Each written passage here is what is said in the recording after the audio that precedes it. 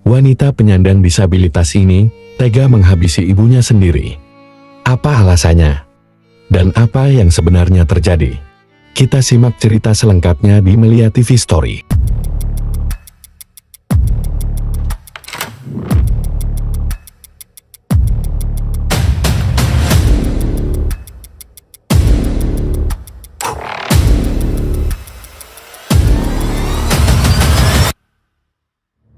Gibbs Rose lahir pada tanggal 1 Juli tahun 1991 di New Orleans, Amerika Serikat.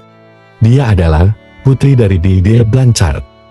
Didier Blanchard lahir pada tahun 1967 dan dibesarkan bersama keluarganya di dekat Golden Meadow. Didier adalah satu dari 5 bersaudara dari pasangan Claude Antoine Peter Isser dan Emma Louise Gisclair. Sementara Gibbs putranya Didier adalah seorang penyandang disabilitas, menurut pendapat ibunya. Hari kejadian, pada tanggal 14 Juni tahun 2015, Deputi Sheriff di Amerika Serikat menemukan mayat Didier tertelungkup di kamar tidur rumahnya tepat di luar Springfield. Terbaring di tempat tidur dalam genangan darat, akibat luka tusukan beberapa hari sebelumnya. Sementara saat itu, Gibbs Rose mendadak hilang. Gibbs Rose sendiri adalah seorang anak yang menderita kondisi kronis, mempunyai penyakit leukemia, asma, dan distrofi otot, dan dia juga memiliki kapasitas mental seperti anak berusia 7 tahun, karena kerusakan otak itu disebabkan oleh dia dilahirkan prematur. Didier dikenal tetangganya mudah bergaul dan dermawan, rela meluangkan waktunya, bahkan uangnya. Ia tak punya pekerjaan, hari-harinya dihabiskan untuk merawat sang anak, Gibbs. Gibbs memiliki tubuh mungil, tingginya hanya 152 meter, ia tak bisa berjalan, dan harus duduk di kursi rodaan, perawakannya kurus dan pucat, sedangkan giginya umpong tak terawat. Kacamata besar yang ia kenakan membuatnya tampak lebih tua dibandingkan umur aslinya. Gibbs senang bersolek bak putri raja, ia kerap memakai rambut pirang palsu, agar penampilannya terlihat seperti karakter Disney, Cinderella. Gibbs hampir terlihat selalu mengenakannya, di setiap berfoto dengan sang ibu. Gibbs dan ibunya tak terpisahkan. Ketika Gibbs berusia 14 tahun, dia menemui seorang ahli saraf di Missouri yang percaya bahwa dia adalah korban sindrom Munchausen. Namun, dokter tersebut tidak pernah melaporkan kasusnya kepada pihak berwajib. Dalam wawancara selanjutnya, dia menyatakan keyakinannya bahwa tidak ada cukup bukti untuk bertindak. Pada tahun 2009, sebuah laporan anonim dibuat kepada pihak berwenang yang menyatakan bahwa laporan Didier tentang penyakit Gibbs tidak memiliki dasar medis. Hal ini mengakibatkan 2 pekerja sosial mengunjungi rumah mereka, namun Didier meyakinkan mereka bahwa tidak ada yang salah. Seiring bertambahnya usia Gibbs, Didier mulai berbohong tentang usianya, bahkan mengubah tanggal pada akta kelahiran Gibbs untuk membuat putrinya tampak lebih muda. Tapi Gibbs masih semakin sulit dikendalikan oleh Didier. Setelah penemuan mayat sang ibu, tak berselang lama, di akun Facebook bernama Didier Blanchard ditulis si jalang itu mati. Tak berselang lama, akun itu menuliskan komentar di unggahannya sendiri, "Aku pukul si gemuk dan perkosa anaknya yang polos," teriakannya sangat kencang. Salah satu tetangga, Kim Blanchard, langsung menghubungi Didier namun tidak mendapat jawaban. Setelah gagal mencoba masuk rumah Didier, Blanchard dan suaminya memutuskan untuk menghubungi 911. Pada pukul 22.45 waktu setempat, polisi menemukan jasad Didier di dalam kamar mandi. Badannya penuh luka tusuk, dan ternyata ia sudah tewas sejak beberapa hari yang lalu. Namun, polisi tidak menemukan jejak Gibbs. Di manakah dia sebenarnya? Penyelidikan polisi mulai menemukan titik terang saat seorang tetangga bernama Alia Woodmansell mengungkapkan bahwa Gibbs menjalin hubungan rahasia dengan kekasih online-nya. Menurut Woodmansell, Gibbs bertemu pacar rahasianya itu di salah satu situs kencan Kristen. Gibbs sangat menyayangi kekasihnya namun takut untuk memberitahu Didier, sebab ia tahu ibunya tak akan merestui hubungan mereka. Mendapat informasi ini, penyelidikan polisi mengerucut kepada satu nama yakni Nicholas Godejohn. Tak butuh waktu lama, petugas langsung menangkap Godejohn di rumahnya dan menemukan Gibbs di sana dalam keadaan sehat. Penyelidikan lebih lanjut menemukan bahwa beberapa dokter yang memeriksa Gibbs Rose tidak menemukan bukti adanya kelainan yang diklaim. Seorang dokter menduga bahwa dia mengidap gangguan buatan yang dipaksakan pada orang lain.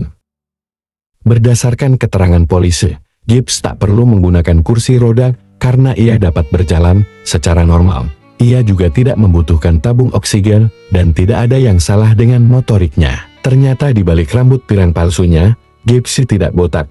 Ia hanya memiliki rambut cepak yang dicukur agar terlihat seperti orang sakit.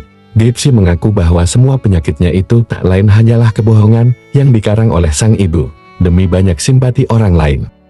Sang ibu selalu mengatakan bahwa anaknya sakit, punya masalah tidur, epilepsi, dan terus berkembang dari situ, ada sesuatu yang tidak beres, ungkap mantan suami Dede, Rod Blanchard.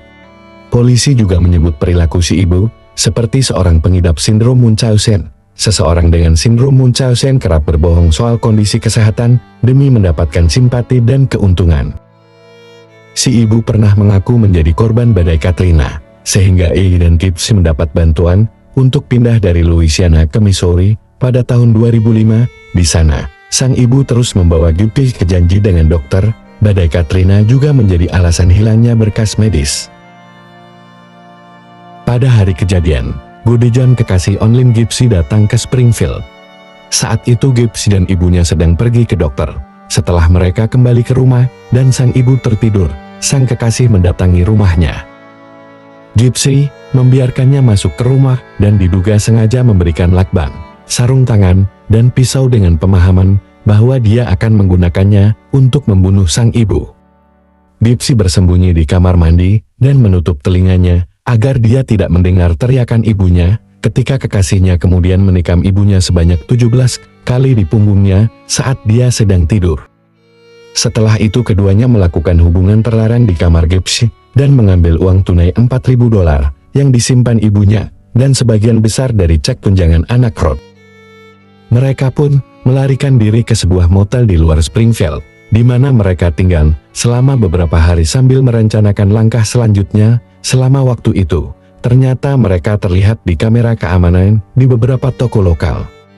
Mereka akan mengira, pada saat itu keduanya akan berhasil lolos dari kejahatan yang mereka lakukan. Untuk menutupi kejahatannya, mereka mengirim senjata pembunuhan itu kembali ke rumah kekasihnya di Wisconsin, agar tidak ketahuan, lalu naik bus ke sana. Setelah pada akhirnya mereka pun tertangkap. Setelah penangkapan keduanya pun dihukum dan dinyatakan bersalah atas kasus pembunuhan ibu Gibbs.